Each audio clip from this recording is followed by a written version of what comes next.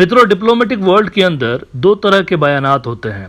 एक तो वो बयानात होते हैं जो कि सिर्फ मीडिया के अंदर आकर दिए जाते हैं और उनका मकसद असल में सिग्नलिंग होता है या मैसेजिंग होता है। जो रियल पैगाम रसानी होती है वो डिप्लोमेट्स के ज़रिए की जाती है, यानी आपस में जो डिप्लोमेटिक चैनल्स होते हैं उनके ज़रिए असल में जो मुल्कों के दरमियान मामलात होते हैं वो तय वहाँ पर किए जाते हैं, मीडिया में नहीं तय किए जाते। तो मीडिया की जो स्टेटमेंट्स होती हैं, मीडिया पे आकर कोई इंटरव्यू दे देना या कोई स्टेटमेंट दे देना, उसका इतना फ़र्क नहीं पड़ता जितना डिप्लोमेटिक वर्ल्ड के अंदर असल में बयानात दिए जाते हैं। मिसाल के तौर पर आप देखें, इलेक्शन से पहले डोनाल्ड ट्रंप साहब ने एक ट्वीट किया था बांग्लादेश के ख़िलाफ़, आपके इल्म में होगा। बड़ी खुशियां मनाई गई इंडिया के अंदर। अब पॉलिटिकली नरेंद्र मोदी को इसका फ़ायदा ज़रूर पहुंचा, लेकिन क्या उसके बाद कोई एक्शन आपको नज़र आया या कोई फॉलो अप स्टेटमेंट नज़र आया? आपको नहीं नज़र आया, क्योंकि उसकी डायनामिक्स अलग थी। वो मीडिया के लिए था, पब्लिक को दिखाने के लिए था। कुछ ऐसा ही इन दिनों भी हुआ है। अमेरिका की एक के टॉप की ऑफिशियल है, उनकी डायरेक्टर है नेशनल इंटेलिजेंस की, तुलसी गबार्ड।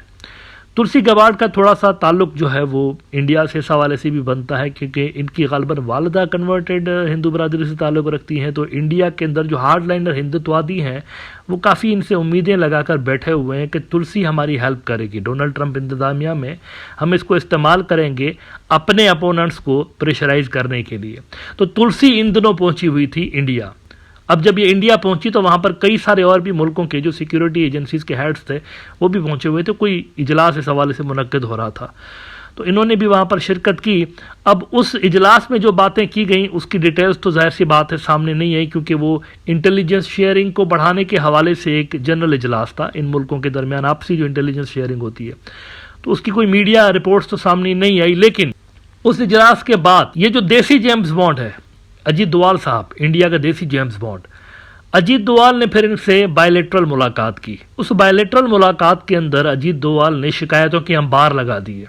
इतनी शिकायतें की कि तुलसी को ही उन्होंने इमोशनल कर दिया। उन्होंने कहा कि देखो आपके मुल्क के अंदर देखो ना ये खालिस्तानी कैसे फिर रहे हैं वहाँ पर, इन्होंने तो हमें बड़ा तंग किया हुआ, ये ताकतवर होते जा रहे हैं, हमारा सरदर्द क्रिएट किया है इसने बहुत बड़ा हमारे लिए, इसका कुछ करिए। अच्छा, इसके बाद क्या हुआ? इसके बाद इन्होंने जनाब शिकायतें लगाई बांग्लादेश की, बांग्लादेश के हवाले से भी इन्होंने, क्योंकि ये वतीरा बन गया है, पैटर्न बन गया है। ये जहाँ भी जाते हैं किसी भी बाहर के मुल्क के ऑफिशियल के साथ जब भी मिलते हैं ना कहीं डायरेक्टली या इनडायरेक्टली पाकिस्तान या बांग्लादेश की शिकायत ज़रूर लगा रहे होते हैं। बांग्लादेश के हवाले से ये माइनॉरिटीज़ को लेकर शिकायतें लगा रहे होते हैं और इस बार भी यही हुआ है। इन्होंने बांग्लादेश को डिस्कस किया और उन्होंने तुलसी को कहा कि देखो बांग्लादेश को ये हो रहा है, वहाँ पर इनके हवाले से कुछ करिए। तुलसी ने एक स्टेटमेंट दिया है, वही जो प्रोग्राम के शुरू में मैंने आपको बात बताई कि मीडिया पे आके कोई स्टेटमेंट दिया जाता है तो वो पॉलिसी स्टेटमेंट नहीं होता। तुलसी ने भी एनडीटीवी, इंडिया का अखबार है, इंडिया का न्यूज़ आउटलेट है, उसके साथ एक इंटरव्यू में कुछ ऐसी बातें की हैं जिस पे काफ़ी खुशियां मनाई जा रही हैं इंडिया के अंदर, हिंदुत्ववादी जो कैंप्स हैं। अब उन्होंने क्या बात कही है इसके लिए टेलीग्राफ का ये आप आर्टिकल देख लीजिए। President Trump concerned, US intelligence chief Tulsi Gabbard highlights minority persecution in Bangladesh. Now, point to be noted is that ये खुद ही उससे इंटरव्यू करवाते हैं, इनका न्यूज़ आउटलेट है। ऐसा नहीं कि वहाँ से अमेरिकन एडमिनिस्ट्रेशन कोई स्टेटमेंट जारी करवा रही है, ऐसा नहीं है। ये प्री प्लान्ड इंटरव्यू था, इन्होंने वहाँ पर इंटरव्यू दिलवाया, इंडिया के एक न्यूज़ आउटलेट से इंटरव्यू इन्होंने अरेंज करवाया, खुद अरेंज करवाया, इंडिया ने अरेंज करवाया, इंडिया ने ये इंटरव्यू अरेंज करवाया। और इसमें जो सवालात थे वो भी वैसे ही प्लांटेड था जैसे आपको इल्म में होगा डोनाल्ड ट्रंप के साथ जो प्रेस कॉन्फ्रेंस हुई थी नरेंद्र मोदी की, तो उसके अंदर भी एक प्लांटेड क्वेश्चन पूछा गया था बांग्लादेश के हवाले से। इस इंटरव्यू के अंदर भी कई सारे प्लांटेड क्वेश्चंस पूछे गए, इंक्लूडिंग ये कि ये माइनॉरिटीज़ के साथ जो हो रहा है उस पर आप क्या कह रहे हैं। तो ये कोई पॉलिसी स्टेटमेंट नहीं है, ये कोई डोनाल्ड ट्रंप की एडमिनिस्ट्रेशन की तरफ से इशू किया गया इंटरव्यू नहीं है। ये मीडिया के अंदर बाय द वे बैठकर उन्होंने एक बात की हुई है और वो भी प्लांटेड क्वेश्चन के जवाब में। उनसे जब पूछा गया इस हवाले से तो उन्होंने कहा, and I quote Telegraph India, speaking to the NDTV, Indian news outlet है, अडानी का न्यूज़ आउटलेट है, गौतम अडानी का, नरेंद्र मोदी का दोस्त। Speaking to the NDTV, Gabbard said the long time unfortunate persecution, killing and abuse of religious minorities like Hindus, Buddhists, Christians and others has been a major area of concern for the US and President Trump. ये तुलसी ने statement दे दिया, इस पे वाह वाह हो रही है, लेकिन असल में ध्यान कहाँ देना चाहिए? जैसे कि मैंने कहा कि ये एक इंटरव्यू था प्री प्लान्ड और इसमें कोई पॉलिसी मैटर नहीं है, ये डोनाल्ड ट्रंप की इंतजामिया का मैटर नहीं है। अगर उनका होता तो वहां से एक स्टेटमेंट जारी होता, उनकी इंतजामिया की तरफ से कोई स्टेटमेंट आती, व्हाइट हाउस का तर्जुमान कुछ कहता, स्टेट डिपार्टमेंट की तर्जुमान कुछ बात बोल रही होती, उनका जो स्पोक्स पर्सन है वो बोल रहा होता, लेकिन ऐसा नहीं हुआ। इंडियन न्यूज आउटलेट से एक इंटरव्यू कंडक्ट करवाया गया, वहां पे प्लांटेड क्वेश्चन पूछा गया, उसका जवाब छाप दिया गया, ये इंप्रेशन क्रिएट करने के लिए कि अमेरिका मोहम्मद यूनुस की सरकार से बहुत ज्यादा नाखुश है। असल में ध्यान कहां पर देना चाहिए? इंडिया के लिए बड़ा प्रॉब्लम क्रिएट होने जा रहा है, बड़ा प्रॉब्लम क्रिएट होने जा रहा है। डोनाल्ड ट्रंप की इंतजामिया की जानिब से असल ध्यान होना चाहिए, वहां पर एक बड़ी डेवलपमेंट हुई है और ये इंडिया के आम लोगों से जुड़ी हुई डेवलपमेंट है, वहां पर ध्यान होना चाहिए। यहां पर कुछ भी नहीं होने जा रहा। तुलसी के एक मीडिया स्टेटमेंट से आप खुश मत होइए कि यहां पे कोई पॉलिसी तब्दील होने जा रही है बांग्लादेश के हवाले से। It's not like that. अगर ऐसा कुछ होना होता तो वहां से स्टेटमेंट आता, व्हाइट हाउस की तरफ से आता या फिर स्टेट डिपार्टमेंट की तरफ से आता, यूएस एडमिनिस्ट्रेशन की तरफ से आता, लेकिन ऐसा नहीं हुआ। ये इंडियन न्यूज आउटलेट की एक इंटरव्यू की खबर है। बहरहाल वो कौन सी डेवलपमेंट है जिसके बारे में मैंने बात की कि इंडिया को वहां पर ध्यान देना चाहिए? नरेंद्र मोदी साहब जो हैं बड़ी कोशिश कर रहे हैं डोनाल्ड ट्रंप के साथ याराना क्रिएट करने के लिए, और वो अभी तक उनकी कोशिशें कामयाब नहीं हुई हैं। उल्टा बैकफायर किया है उन्होंने और इनके ऊपर टैरिफ पे टैरिफ लगाता जा रहा है डोनाल्ड ट्रंप। हमने देखा है 2 अप्रैल से लेके इंडियन प्रोडक्ट्स के ऊपर काफ़ी ज़्यादा टैरिफ्स उन्होंने लगाए हैं।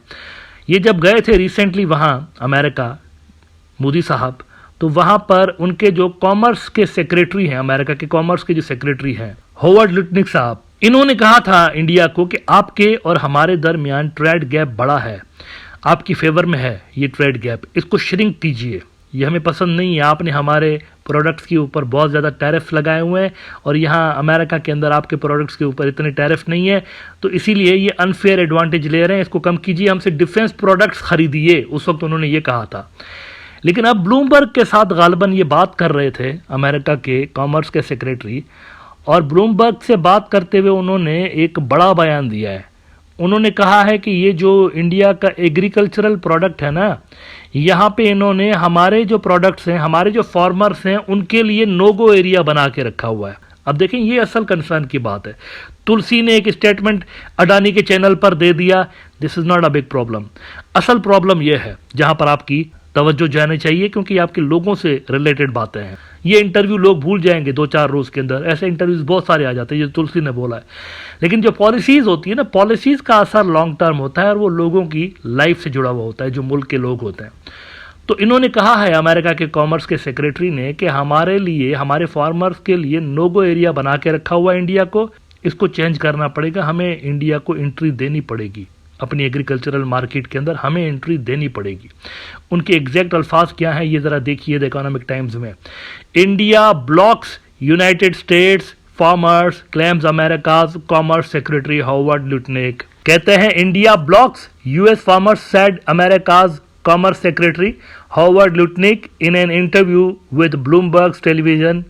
President Donald Trump understands the best way to expand U.S. farmers' access to global markets is by negotiating deals with the countries, including India, that currently block their products. और इसमें अगर मैं उनके एग्जैक्ट अल्फाज coat करूं तो वो कहते हैं the farmer sector has remained a no go area for a government that has cited domestic sensitivities even as US has insisted on greater access for American nuts, fruits and poultry. Indian markets for agriculture has to open up. अब इसको आप warning समझें या क्या भी समझें, you have to open up कह रहे हैं। How you do that and the scale by which you do that, maybe do quotas, maybe do limits.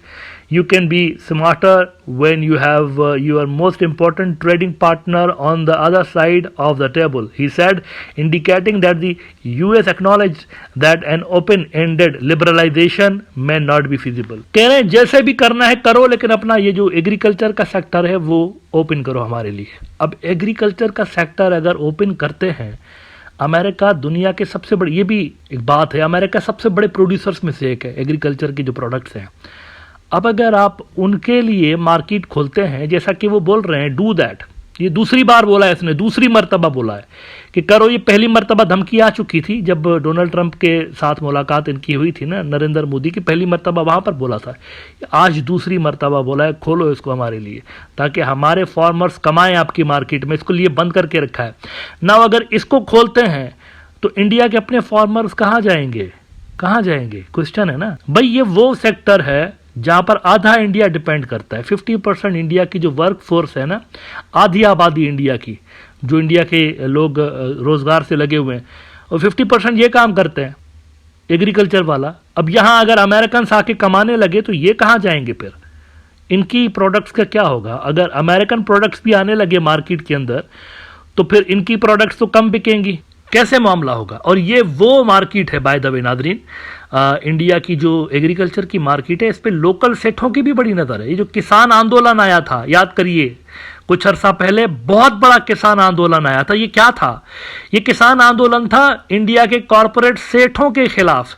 India की जो कॉरपोरेट कंपनियां हैं जो कि मोदी को बैक करती हैं, नरेंद्र मोदी की सरकार को जिन्होंने वहां पर इंस्टॉल करके रखा हुआ है, इनके हाथ में देने के लिए एग्रीकल्चरल जो इंडिया का सेक्टर है वो कॉरपोरेट्स के हाथ में देने के लिए इन्होंने कानून साजी की थी, लॉ मेकिंग की थी। वो इनको वापस लेने पड़े थे क्योंकि इंडिया ब्लॉक हो गया था पूरा। अब अगर अमेरिका इनके ऊपर दबाव डाल रहा है कि बच्चू तुमने हमारे जो प्रोडक्ट्स हैं उनके लिए नोगो एरिया बना के रखा हुआ है अपने मार्केट्स के अंदर, इसको खोलो।